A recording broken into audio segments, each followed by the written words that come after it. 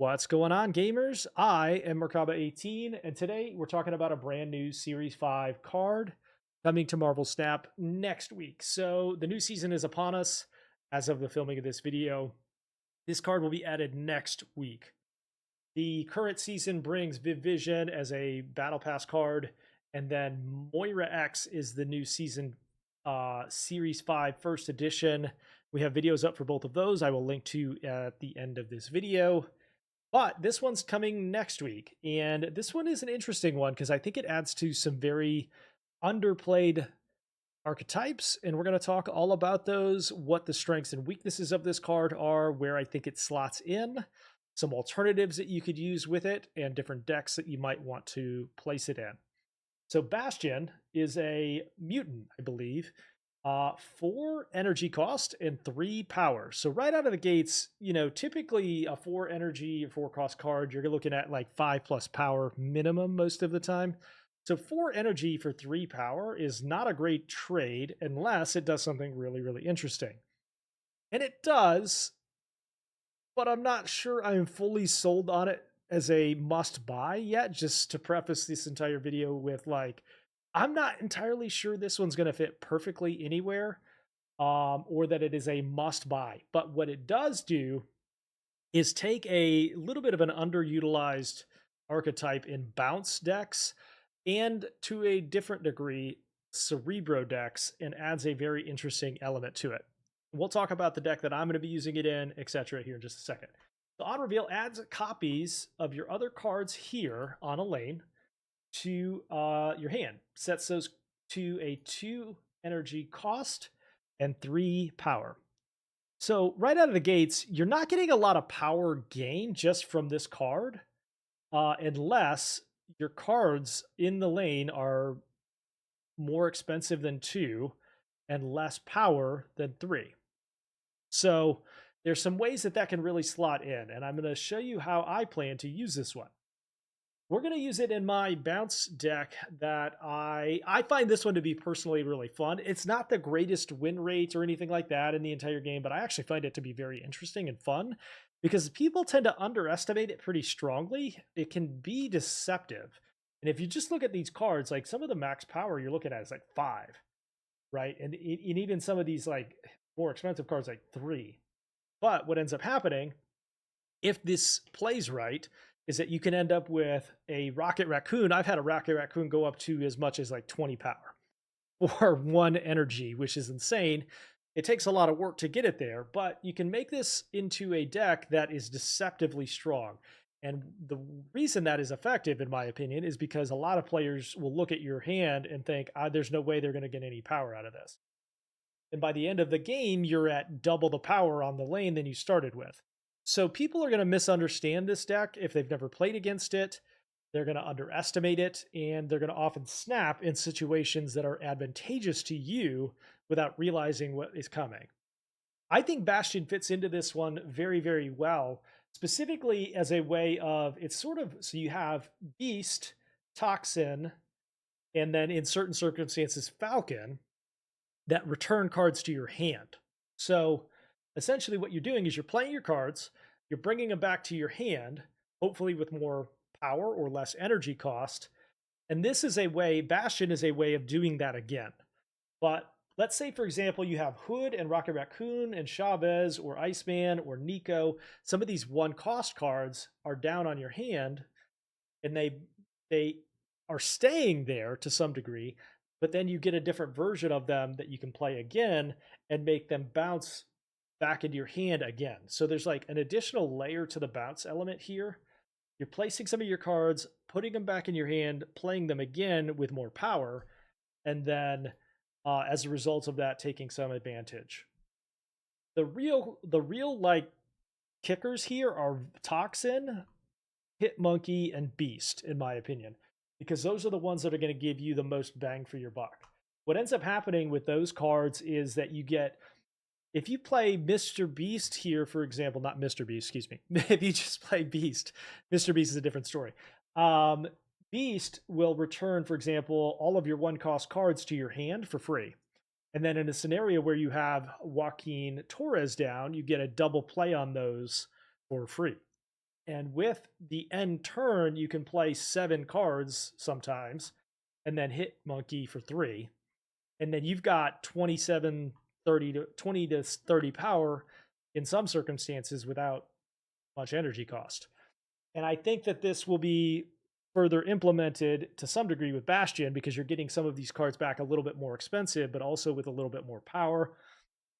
The way that I really also can see this fitting is with Mr. Hood here, or the Hood in Demon. So let's say you have Hood down on one of your lanes by himself. You can hit Bastion on that card on its own, bring it back to your hand for higher cost, higher power. Swing Hood back in with Beast and some other 1-cost cards, and then you've got a bunch of really, really, really cheap cards on turn 6 to slam for a lot of extra power. Now, Agent Venom is a very powerful one here because he is going to set all of your cards to 3 power. And in almost every circumstance here, the base power is going to be less than 3. The only way that it would be a negative effect is on Beast here. Almost did it again. So you want to play Agent on turn 2 as often and as many times as you can. You want to put Toxin down when you have a full lane other than him. So like put 3 cards down, put Toxin down, play them again, then Beast them so that you've got 3 plays on them, and then the third time you play them, they're free. So in an ideal world, you'd go all the way to Toxin on 3 or 4, hopefully, and then play those cards again on 5, bring them back to your hand on 5 with Beast, and then slam them again with Hit Monkey at the end. The other way that this can be really effective is with Cerebro. So Bastion is a card that I think a lot of people are going to use in Cerebro 3 decks. I personally am not going to do that. I find Cerebro to be a little bit too RNG. There's a lot of stuff that has to fall in place and go your way for that one to work really well. But a lot of people seem to be wanting to use that in a Cerebro style 3 deck. So think about that if you're interested in that. So let's talk about some alternative decks here, or alternative cards within the deck that I'm using. Bastion is a really good one because it sets all of the cards in your hand to 3. So that's a different version of Agent Venom. You could use that instead of America Chavez. The reason I'm choosing Chavez here is because she got buffed pretty hard. So she's now going to give your top card 3 power instead of 1. So especially if you get a Joaquin play on that one, you're getting 6 power for 1 energy on top of her already existing energy. Very, very strong. This is a good alternative if you don't have like Toxin, or if you don't have Joaquin, or if you don't have Agent Venom, for example. That's a good way to play it. The other one here that I wanted to highlight that often gets played in this deck is Bishop. So Bishop, every time you play a card, you gain an extra power. So especially if you can put it down on turn 3, you're going to gain a lot of extra power just for free. He's not as strong within this style of bounce as some of the other ones, but he is a good alternative if you're looking for one. I would also make a case potentially for Black Cat here, because Black Cat has a 1 energy 5 power. It's a way to sort of make up for some of the lack of power within this one.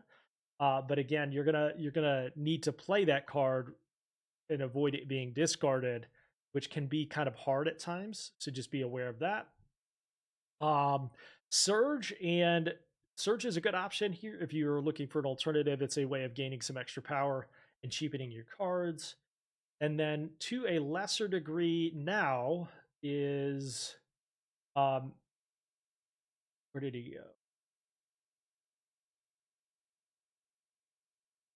It was a 2 energy or 2 energy 2 power. Now it's 3 and 3, I believe. 4. Where is he? Mr. Fantastic First Steps Edition.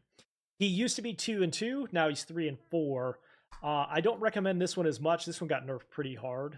It does fit pretty well still within some other decks, but not necessarily within this one, because you want much cheaper cards that are going to give you much more power value early. But he is an alternative if you are looking for one. Now, one of the biggest weaknesses of this deck is obviously very, very high power ceiling decks. This one can pump out some extra power that is deceptive, but it also doesn't necessarily have a ton of power inherently.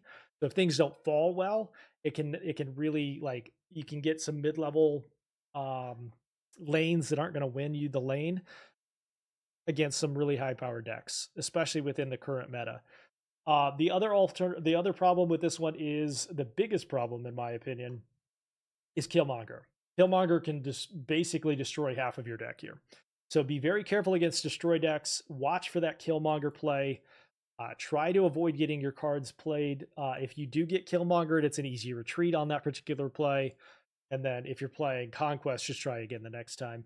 But you're going to have a really hard time against destroy decks in particular because there's a high ceiling there and because Killmonger is almost guaranteed to be played there. Thank you so much for watching. Make sure to hit the sub button on your way out. I will see you again in a couple of days. I've got a new What If series that we are doing on YouTube. I hope you've enjoyed those. Let me know in the comments down below what you think of this deck, and we'll see you next week for the next Series 5 card.